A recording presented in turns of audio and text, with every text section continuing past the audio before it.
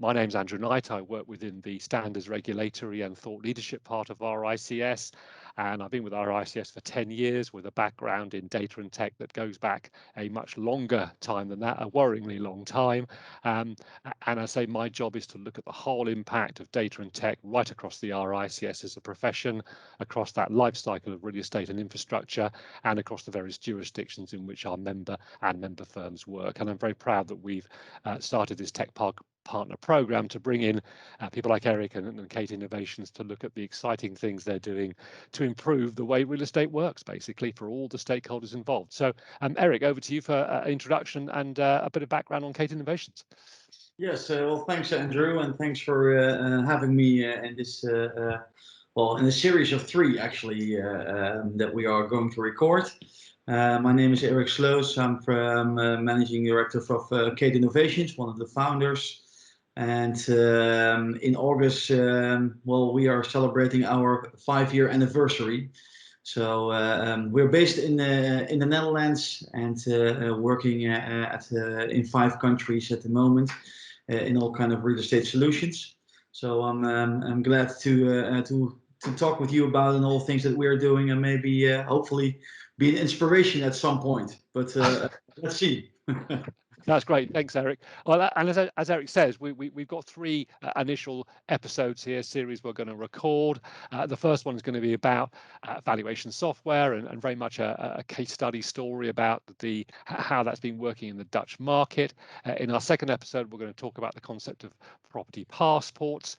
Many people call them building logbooks, and arguably there's a sort of an overlap with the concept of digital twins to an extent here, but it's a very interesting area looking at the way we begin to build structured data sets around property, sometimes visual, sometimes merely structured data, but getting that challenge addressed of actually getting much better structured data on real estate. And then finally, for series 3, we'll be looking at this, how do we go from effectively no system where we have either old data, either as sort of paper equivalents or unstructured, how do we get to a proper system where we have that structured data? And we look at the issues of data sharing and governance and high-level standards. But for today, let's start really with this experience and story that Erik can share with us around valuation software and how he's been working in the Dutch market and using the kind of technology to improve that process for all the stakeholders involved in valuation. Yes, yeah, good. Well, where do I start? It's always the difficult part, because it's already been quite a journey so far.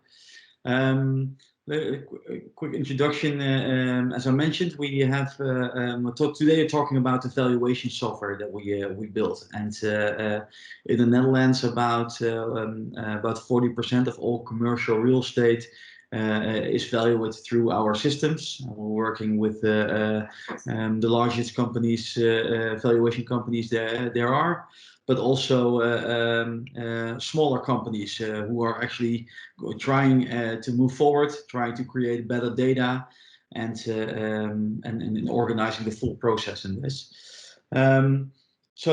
And we do this also in several countries, as I mentioned. We do this in the Netherlands, in Germany, in the UK, in Belgium, and even in Russia.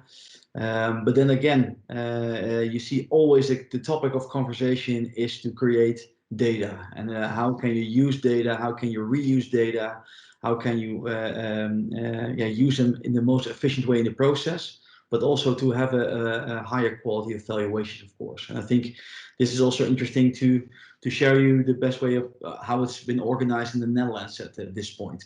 When one of my co-founders, Rutger, he was working at Cushman & Wakefield for a pretty long time as a valuer, and he was always like, why can't we do this why I'm always looking for all kind of data and comparables, and why do I'm typing this for the 10th time already in 2 months, and even if I don't talk to my colleague next to me, and we are valuing in the same city or in the same area, we don't know it from each other as long as we don't have a conversation about it. So, and this is actually where we started. Maybe good to know also a little bit of small background. We are all tennis players sitting at the tennis bar and said, okay, but let's fix it. Let's try to see how we can help this market to improve their processes, and to see where where we can help to improve the quality of the valuations. So this is actually how we started to create a data structure to replace the Word templates, and to see, okay, how we can start. We started, of course, as a startup, created a proof of concept to see how the whole process could be organized from, let's say, from the starting of valuation to have a conflict of interest check to creating the full process, and even create the PDF file at the end. But every step of the way, every transition, status transition, and this is actually also where we, well, a couple months later, I believe, we had our first contact, Andrew, because you were already working on the data standards and to see how can it be organized in a better way. We were looking at how can we set up a good data structure so we can make a scalable model. A good thing also to tell is to see that in that same time period, it's about 4 years ago, the 3 largest Dutch banks, they already announced that they wanted to receive all valuations through a data file. Then the XBRL was implemented in this market, and everybody was, well, putting their hair out of their head, because what is it? What do I need to do? Because it was fully dominated by Word and Excel templates, and this is what we see still in a lot of countries. That is still the basic of your work. So of course that gave a big boost to everything that's going on digital, to make your process more digital, but also to see what is possible to do with data. And this is also what you see right now, that the 3 largest banks demand that every valuation is that they can receive through an XBRL file, so it will be directly into their systems. And of course, this gives a total different view of the market, because then you cannot work with Word and Excel anymore. But the good thing is also it gives you much more opportunities, and that's why we have a series of 3. So we have the valuation process. The other side we have the property logbook, or we've called it the company Property Pass. That's a data sharing and validating platform. And to have also legal things, that's also one of our entities, where you can have the whole lease agreements in a structured way, and you can do the whole from lease agreement, sharing data to your property passport, to sending this data to the valuation software, and you have the whole process, let's say a PDF-less process, just based on structured data with a single point of truth. Yeah, so so based on the valuation, I think if we look at that, you see a lot of question that we get is, how can we use it in the UK market or in the German market or whatsoever? So what we have done, and I think well, we have quite some discussions about it as well, Andrew, is that if you look at the whole, you have to create a data structure. And of course, everybody said, well, there are so many standards. Which standards do you want? That is a common thing to do. So I think that's also so very clear, and everything that we looked at in several countries, we always say that about let's say 85–90% of the data that is needed is the same everywhere. You see, you have the 10 to 15% that is country specific, and this is just how you you have to adjust your software to. But then still, if you can organize that 85% of your full work structure is based on the same data, there are lots of opportunities that you have to share, to analyze much data in a better way, to increase the quality of your valuation. So, Erik, what was the big driver that made the banks in the Netherlands almost, because they clearly, from what I sensed, that they drove this change to the market, but were they frustrated in terms of productivity or quality? What were the kind of big, burning platforms, to use the jargon, that they felt meant that they pushed the market in a positive way to do this, almost in a way that perhaps is one of the first jurisdictions to achieve this kind of level of quality transfer of data around valuations? Well, of course, you see that the banks are looking for a better way to analyze the risk of the portfolio that they are financing. And this is also based on the people who are doing the whole the controls of the bank. From how do you how do you analyze your risk? Where are the risk in the portfolios? How do you manage that? And if you look at that, you see that there are a lot of valuations coming in, PDF reports, pretty thick reports of 100 to 200 pages. And then people are screening those reports and typing the values into their own system. And if that's done, but probably also based on lease agreements that are also in PDF. So you have all kind of steps in the process that are manually done. With all risk of doing something wrong, and of course it takes a lot of time. So if you look at that, the whole process of how they have to analyze the risk, there's just not a good way to do so. So this was the main driver, because we're now talking about valuation, but this is the same for the lease agreements. Mm-hmm. But now you see the three largest banks, they are they are pushing and almost demanding already that if you want to finance your property, you have to send your lease agreements in a digital XBRL file to the banks already. And if you look at that, so you have the lease agreements through XBRL files, you have the valuation through an XBRL file. It can be uploaded directly into the system, but of course it can also be sent to each other because it's all based on the same data structure. Exactly. So, And yeah. sorry to interrupt, but what's been the effect from a kind of a positive effect, hopefully, about valuation standards shaping the way you did things, whether that's IVS Redbook or Tigova? How did that influence the way you had to develop the XBRL and the way the processes worked? Well, you see, if you look at the different ways of the EVA, the Red Book, Blue Book, whatsoever, if you look at the data standards, they are pretty much alike, and so it's still possible. If we look at through the whole process, you can just choose which way you need to do your valuation, and of course it should be the Red Book, Andrew. Yes. But then again, for the data structure, it doesn't matter. So there is the possibility, and I think this is what we see happening. You can improve the efficiency of your valuation. You can improve the quality of the valuation, and also, of course, I think everybody is noticing that there is much a fee pressure as well on your valuation. So you have to change your business model. The banks are pushing, and if not, they will be doing this soon. But I'm totally convinced if you work with the right data structure in a good, efficient way, you really use the data, reuse the data where it's possible. Maybe you can still have the right margin in the right time to do a high quality valuation. Don't worry about it. It will be fine. Now, you mentioned that really positive thing about both the lease data, the kind of rent roll, now being an XBRL, as well as the valuation data itself, and obviously how closely linked they are.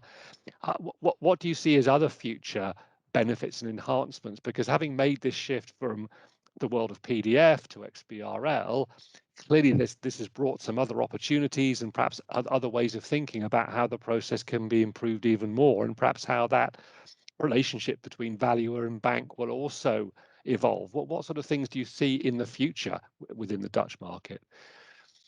Yeah, I'm not sure if it's only the Dutch market. I think I see it in a broader perspective that it will be more data driven, and then you see that everybody is talking about automated valuation models and etc. And of course, this can be done in the future, but then we have several steps to make. Because if you look at the automated valuation and you ask where is the data coming from that's put in there, it's still most of the time it's a manual way. Mm-hmm. Or it's from a source that we don't know for sure that is validated. The data is the right data. And so if I look at the whole process, you see you have to make a digital step first. So that's what you see based on the driver of the banks in the Netherlands. It's been done by the XBRL file. Now you can see that there is a lot of information or data still missing. So everybody's making the whole data set complete in a better way. But then still, it has to be validated that it's the right data. And that's where you see that it's this is the key role that the value will have in the next 10 years, because it's still, how do you know when if the data is right? So you have a key, the value will be a key element for this whole market to evolve to a more efficient way. And that's why I think it will be it will change that you can do. You have to in the future, I guess, that you see that there will be a validation of data points, for example, that you don't have to do the full valuation, but it will be more and more often a check on how data is, if it's still correct.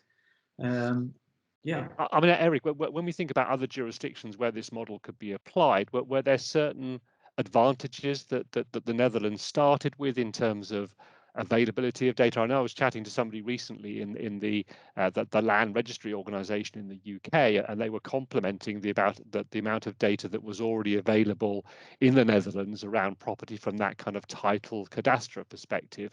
Were there some advantages that you began with as a head start that perhaps we don't have in the UK or other countries that you're working in? Yeah, what you see is that the basic is already, how do you recognize a property, and what's the identity of a property? That's already something to discuss. Yes. So what you see in the Netherlands, you have there's a whole system around it, where every building has a different ID code, and this is all database. That's a public database. Yeah. So can start from there. So you always can select the right property to start with. So that's easy, of course. When we looked at in the UK market or the German market or even the Belgian market, it's just not there. Yeah. You have to do it in a different way. So if you start a valuation there, we looked at it. So okay, what's the best way to do it? And then you can still see that. Yeah, it's strange to say, but also Google has some pretty good results. Yeah. And then it's just to see, okay, if it's how then you so I know there are a lot of initiatives, of course, to create like a more standard of of the ID of a building, and so that will be of course good that's evolving, but till then we still have to do with the data that's available at this time. Exactly. So based on the fact that you obviously started in a great place, which other jurisdictions are you actively working in where you think the opportunity is biggest to get this step change, this increase in elegance in the way valuation data moves back and forth? Yeah, well, I think there are still big opportunities as we look at it right now for the UK market and the German market, but that's, you have the same the things that what the largest banks in the Netherlands said. Well, the thing about valuation is they don't improve their processes. So if we don't get this in a better way, that's why they said, okay, let's put it in the XBRL file. Yeah. And then the whole market needed to shift and start improving or digitize the process. And the biggest mistake from my side is that what you could do is to see, okay, I take the valuation process. I will say, okay, in my Excel-based model, it takes me 6 hours, and a digital it takes me 5 hours and 45 minutes. So why should I take the step? This is what you see. So I still want. There is no reason to. So that's and I think that will change. That there will be a more push on receiving data information instead of PDF reports. And that's of course the difficult with Word and Excel. The data is still it's not true data. You can still change it. And that's the biggest example that we have, and one of the big pilot that we have in the UK market. We had the whole process digitalized. They said we have in the basic we are already 27% faster in your process, but could you please organize that we get a Word report out of this? So you can still change it.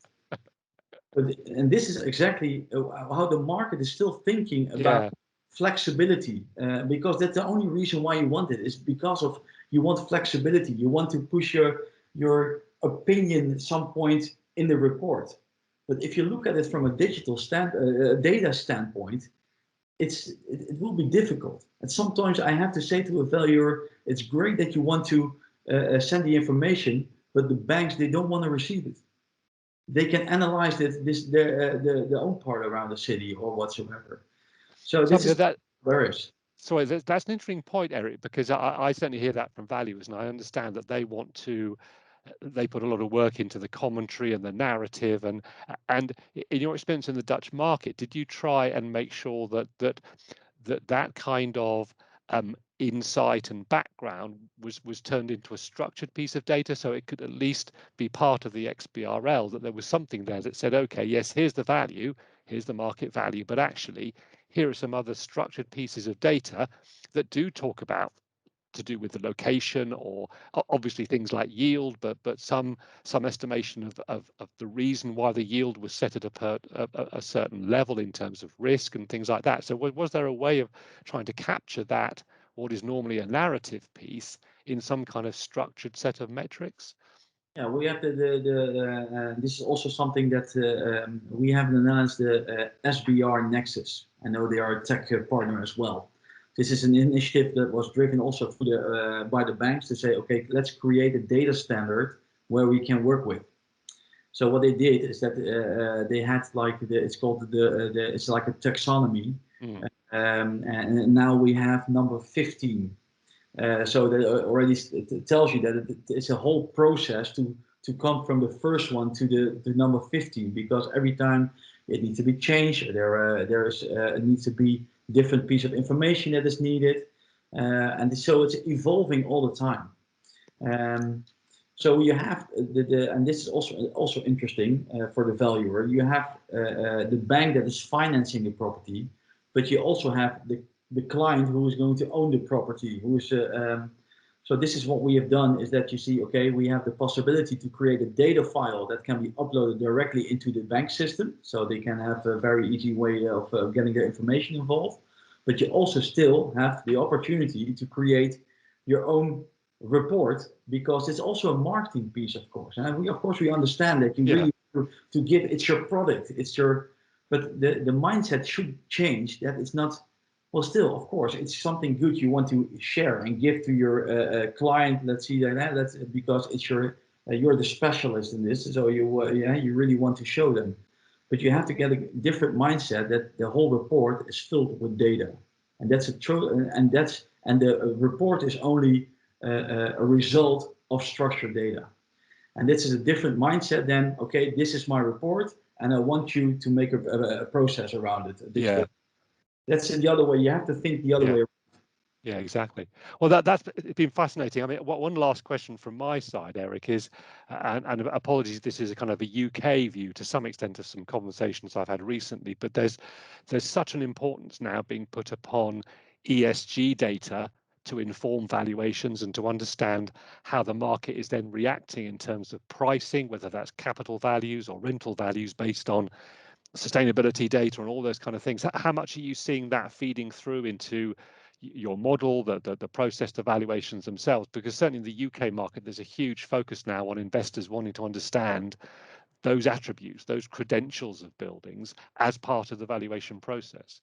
Yeah, that's the same in the Netherlands. Of course, everything around sustainability is a big driver at this point. And this is also what we have. We have some initiatives here in the Netherlands as well but then you get like also a lot of discussions, instead of let's get as much data as possible, and to give us the position to analyze what the impact on the value is. So also in this case, you have to create, if you don't do this through the right data structure, and I think of course this is a big driver, but also think maybe to understand how we look at this. Right now here, as you see in the Netherlands, they can to lower their rent on their finance if it's a good. Is it the same? Okay, right. So what you see now, and that's also where we're going to talk about in the next episode, so a cliffhanger over here, is that we already give in the property pass the availability to already the owner can put in all the sustainable data points that he already knows. Then he can send the whole data package through the valuer to approve, to validate the right, if it's the right data, and then it can be sent to like a validated data package based on sustainability through the bank, to the bank, and receive a lower percentage. Yeah, yeah. So, and in this case, we are only, and I think this is also important from our position, we are not the owner of data. We are only facilitating the full infrastructure. And this is what we are trying to do, that to say to the market, okay, let's please share all the sustainable data, because nobody knows it exactly at this point, what the impact is. Exactly, yeah. The thing is, we have to create a starting point. So we have also built a sustainability paragraph on the website in the Netherlands. And for example, what you see, there was a score. So if you fill everything, you can get a score. So then the valuer said, well, we don't want this score because we don't know the impact on the value yet. But the bank said, okay, that's fine, but I want, at some point, I want a starting point. Yeah. The number, it doesn't matter to me. If it's 60 or 70 or 55, I don't care. I just want to see, this is the average of my whole portfolio, and how can I And then track it over time. Yeah. exactly. Yeah. And this is and that's why I think this is how we look at this market, to facilitate to receive data and take it from there, but much more in an open way than we are not the owner of the data, so Exactly. we are to do so. Good. Well, that's been hugely interesting, Erik, as I knew it would be. I guess I'm just excited to have our second conversation when we look at that whole building passport, building logbook, which is so key in terms of assembling that data set for assets. So, so unless you've got any last comments, thanks very much for your time, and look forward to chatting again soon, Erik. That's thank you for now, and well, looking forward to the next session. Cheers now. All right, cheers.